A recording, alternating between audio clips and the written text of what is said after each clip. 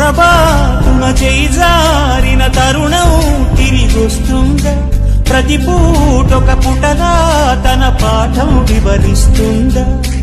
మన కోసమే తనలో తను రగిలే రవి తపనంత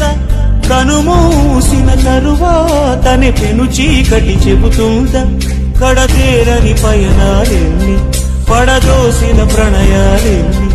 అని తిరగే ఛాయా చరిత పుటలు వెను చూడక ఉరికే కథలు తమ ముందు తరాలకు స్మృతుల చితులు అందించాలా ప్రేమికులు ఇది కాదే విధిరాత అనుకోదేం ఎదురీత